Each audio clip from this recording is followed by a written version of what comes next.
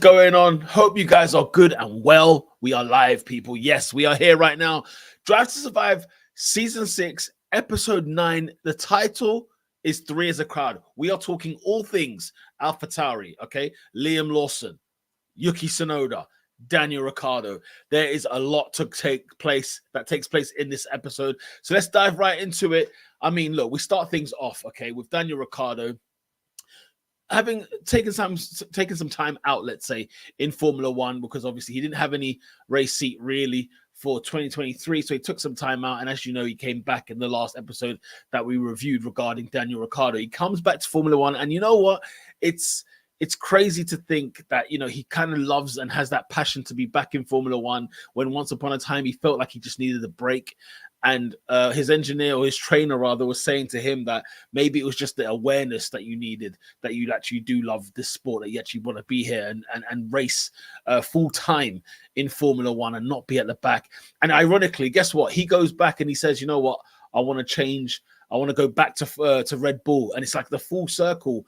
And Will Buxton sort of says, you know what? He comes to that realization that this is the team that he should have never left, which is Red Bull. And you can just imagine, if you're Daniel Ricciardo, you imagine the thoughts that have gone through his mind, where he left Red Bull, what was it, 2018 or 2019? He left Red Bull, and you just think, really, brother? Like, you really should have stayed at Red Bull. And as Christian Horner said, you know, he ran away from a fight when Max Verstappen came into town, and Max Verstappen was absolutely lethal even back then in terms of driving. And yeah, he was really, really good. But, you know, you look at what Red Bull have done over the years, Daniel Ricciardo must be absolutely headbutting the wall, thinking, why has he done what he's done? I mean, look, he's 34 years of age in this season, and, you know, there is still a lot more in the tank for him. I don't think he's anywhere near over yet. We've got Fernando Alonso driving over 40 years of age. Kimi Raikkonen's done 40 as well. So there is definitely room for Daniel Ricciardo to be here long term. But yeah, I'd be sick to my stomach watching Red Bull do as well as they have done.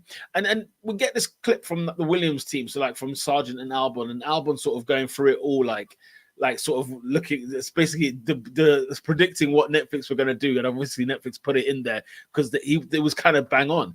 What I didn't understand is that he mentioned the fact that Ricciardo does testing in Silverstone with the RB. And I'm thinking, how does he know that? Why does he know that kind of information? I know Alex Albon used to be a Red Bull driver and whatnot, but still very, very surprised to see that he was even involved in that whole situation.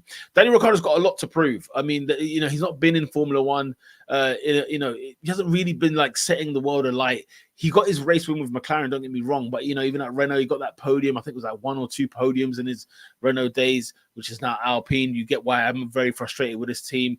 But then Christian Horner kind of makes this point that, you know, 2025, there could be a seat at Red Bull, and potentially Daniel Ricciardo or like a Yuki Tsunoda could end up being in that Red Bull. And obviously you got my head scratching about Carlos Sainz. Well, where does that leave him? What happens with him in that scenario? But, you know, the idea is like, look, I think Checo's contract runs out in 24, and, you know, if anybody impresses, why wouldn't they take a look? If Daniel Ricciardo impresses, it's almost like it's gearing for all of this to take place, you know? So Daniel Ricciardo needs to put in some good points, and he came back into the game and he was doing pretty good with the AlphaTauri. We get to Zandvoort, however, and he has an accident where he breaks his finger.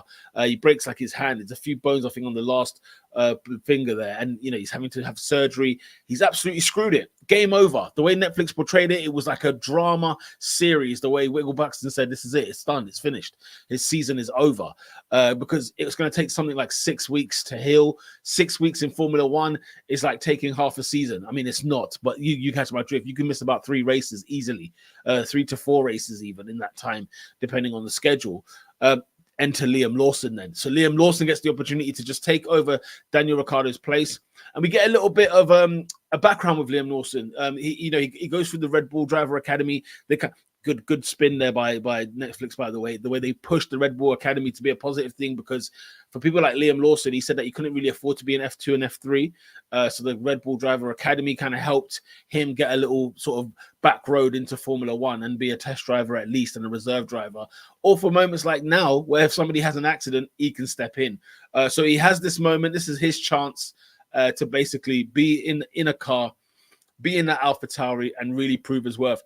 But you get this warm, you get to warm to Liam Lawson. I use that word a lot recently, but you get to warm to Liam Lawson purely because he is like us. He's a fan of Formula One. He's not somebody with a lot of money, okay, but he gets the chance to try and drive for a seat in Formula One. And you see the behind the scenes where he's talking to everybody in the I think they're at the Singapore Grand Prix, and like the drivers all meet up in this one area, some lobby area, and he's meeting all the drivers, and like everyone's coming to say hello, and he's sort of just staring at Alonso, he's staring at Verstappen. Verstappen even says hello to him, kind of making him feel a little bit more welcome to be there, because it's like us, we would have had no right to be in that position. So when he's standing there, I was just sort of like, man, he's there, he's meeting all the stars, he's seizing the moment. And it just felt like that's something that we would do if we were, got into a Formula One seat, fortunately, because of a driver that's, been taken away for an accident or anything of that nature.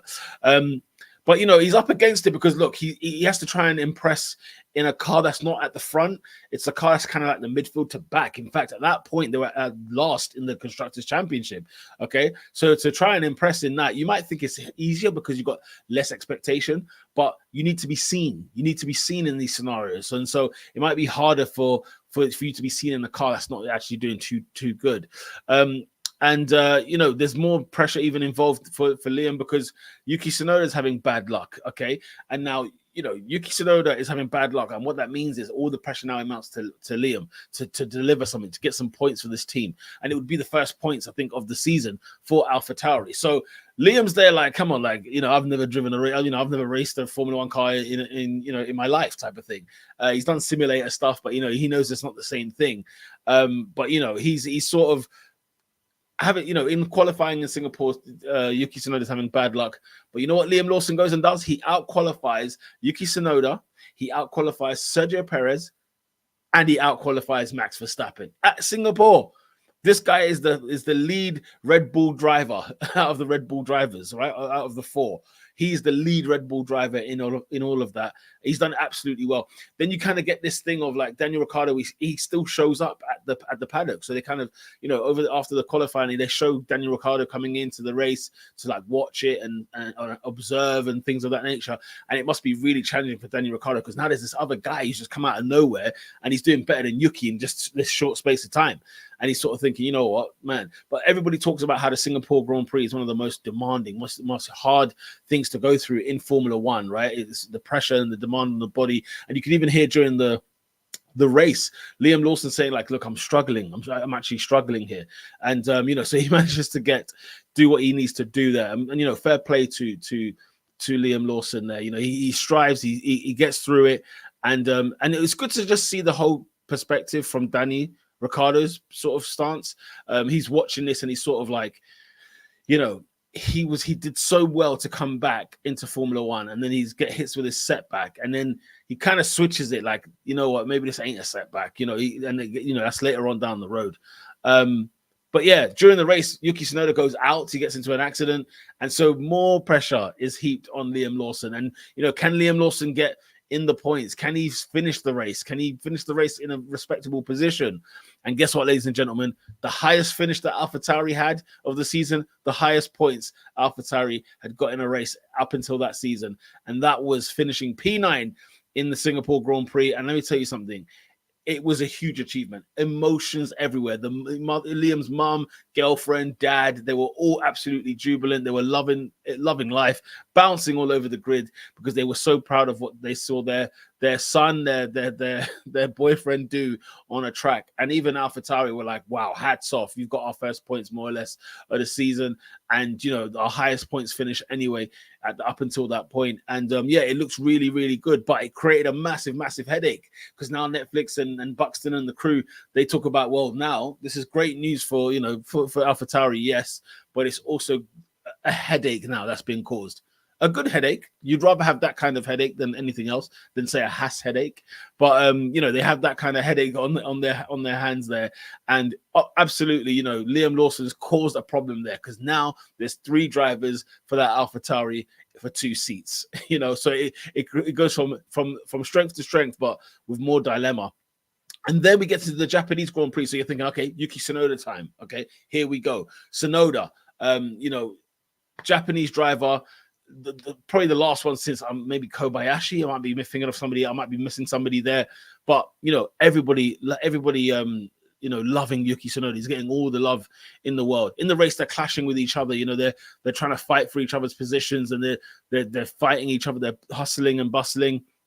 And then Liam Lawson ends up beating Yuki Tsunoda. P11 he gets there, whereas Yuki Tsunoda is P12. And finishing above your teammate is big. It's huge in Formula One. It's the main sort of barometer stick that you hold against the driver to see who's quick. And Liam Lawson, it kind of turns all of a sudden, because Liam's like, you know what, I'm finding it hard to enjoy these moments because I want to be secure first. I want to have a Formula One seat for next year.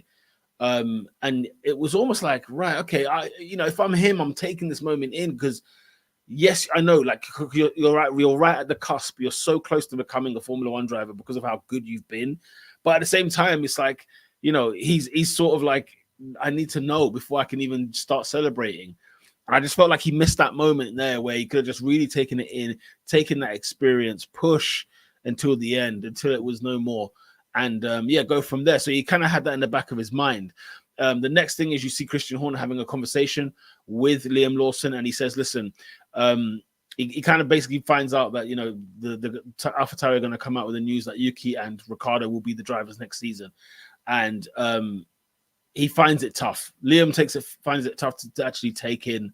You can understand because like even I think it's like only another race or two left, and he ends up obviously having to give the place back to Danny Ricciardo because Ricciardo's fit, he's ready to go again. I think it's the Mexican Grand Prix that we see, but just before that, you see that he sort of says it's tough to take, it's really hard. He finds it draining, all that energy, all that might that he put his body through, especially in Singapore. He felt like not that it amounted to nothing, but how am I not in Formula One next year? And he sort of felt like he should have taken Yuki's place because he's like, I beat the guy. How can he still have it? And then they go to that point, Will Buxton and the crew, they start talking about, Formula One is not just about the time stop. It's sometimes about politics. Sometimes it's about sponsorships. And, it kind of brings into perspective how much money maybe Yuki Tsunoda brings, what kind of fanfare he brings, what kind of commercial he brings to the team. And Yuki's no joke. Like, he's a good driver. He's still a good, quick driver. But I think with the Lawson situation, especially as he didn't really come from money as such, it kind of takes its toll. It plays its part in the decision making, you would think. But I do think that Liam Lawson will get a drive somewhere along the lines, especially in 2025. I'm surprised he didn't get it in 2024, but he will get his chance. I'm sure of it because he's a very, very good driver. We move to the Mexico Grand Prix. And Danny Ricciardo back in business. He's ready to go. He's a sort of kind of, he's there basically type of thing. He's back in the car, ready to go again. Then they skip to like Perez crashing out in his home Grand Prix. And you're sort of getting that mix of like, okay, they're bringing in Perez into the story because it's about Red Bull seat really the long term. And if he's crashing out, and it was his fault as well, by the way. 3 doesn't go into 2, and it's almost so funny that the title's called 3 as a crowd, because I thought in that crash, like that's what was taking place. But at the same time, you sort of think, okay, are they eyeing up that Perez seat for Danny Ricciardo or for Yuki Tsunoda or whoever? They're kind of playing along with that. They played with my mind a little bit there. But Danny Ricciardo has a fantastic race. He finishes P7, and the team moves from P10 in the constructors to P8. Danny Ricciardo helps them ever so more. So P7 finish there, very, very strong. And the way that this episode kind of ends, Will Buxton and the crew, they were like, no, this story isn't finished. There's a lot here that needs to be to unfold here. This is only the beginning. And he says, the Ricciardo, Yuki Tsunoda, Perez, and Lawson, he thinks that there's a few more chapters to go. And so do I. I think there's a few more chapters to go in this episode. Let me know your thoughts in the comment section on what you thought regarding this episode. 3 is a crowd. It certainly is in the AlphaTauri camp, but it's a good episode. I enjoyed watching it, seeing the dynamics, feeling sorry for, I had the elation for Liam Lawson, as well as feeling sorry for him right at the end when he didn't get his seat. But let me know your thoughts in the comment section. Did you like this episode? What did you like about this episode? What didn't you like about this episode? And if you like Drive to Survive, Season 6, If you like Drive to Survive in general, all Formula One content like this, make sure you smash a like on this video. It's the penultimate episode that we've just done. We move on to the final one, and I'm as exhausted as the drivers are in Abu Dhabi, okay, at the end of the season. Until next time, lights out.